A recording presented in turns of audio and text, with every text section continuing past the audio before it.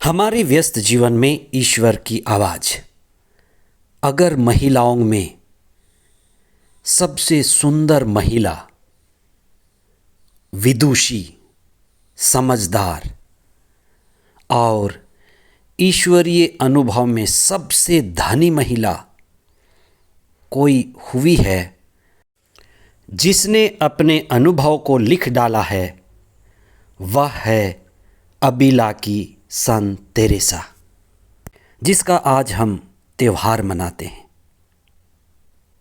महिलाओं में सबसे सुंदर महिला, जिसने महिला होने का गौरव पाया है, जो उनके लेख में, उनकी किताब इंटीरियर कैसल में झलकती है, जिसमें वे स्वयं के बारे में और सभी महिलाओं के बारे में वो घोषित करते हैं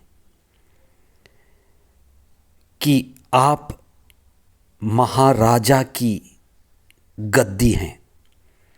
हर एक व्यक्ति ईश्वर का निवास स्थान है। वे कहते हैं कि आप प्रभु की भव्य इमारत हैं और उस भव्य इमारत में प्रभु को बिठाना है, प्रभु को होना है, प्रभु ही विराजने लायक है। इसलिए ये बात न केवल महिलाओं के लिए लेकिन सभी के लिए महत्वपूर्ण है कि व्यक्ति सुंदर है, नर या नारी सुंदर है आत्मा में, आध्यात्मिक गुणों में।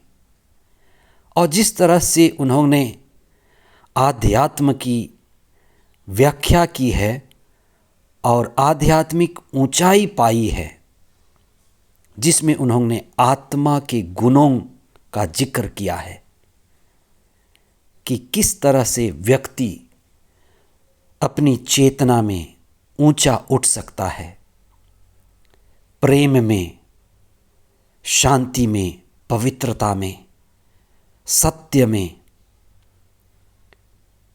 आनंद में और गहरी चेतना में। अबीला की तेरेसा सारे मानव जाति को जगा कर चली गई।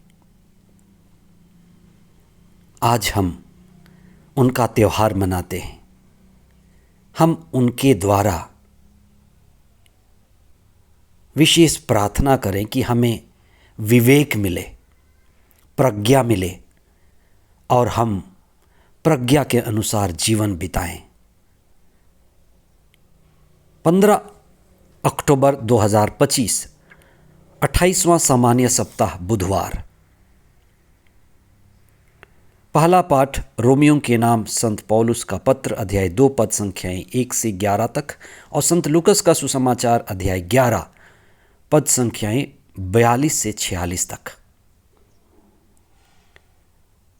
जब हम प्रभु की संगति में होते हैं, प्रभु के वचन को सुनते हैं, तो हमारी चेतना जागती है।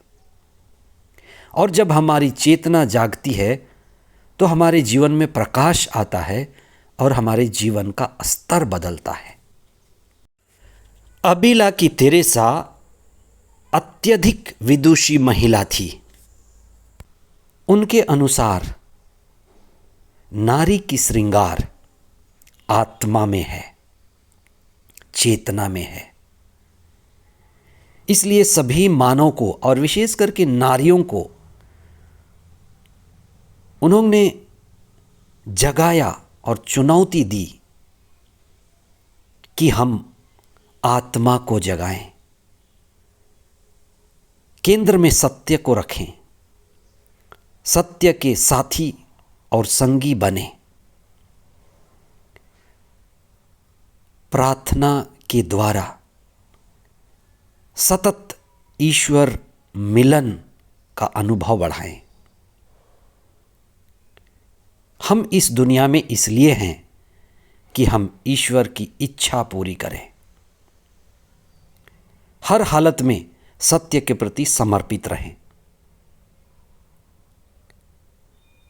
हमारी आध्यात्मिकता पहाड़ चढ़ने की तरह, पर्वत चढ़ने की तरह एक यात्रा है। इसलिए हमें सतत मंजिल की ओर बढ़ते जाना है। हमें ध्यान और कर्म में सामंजस्य बढ़ाना है।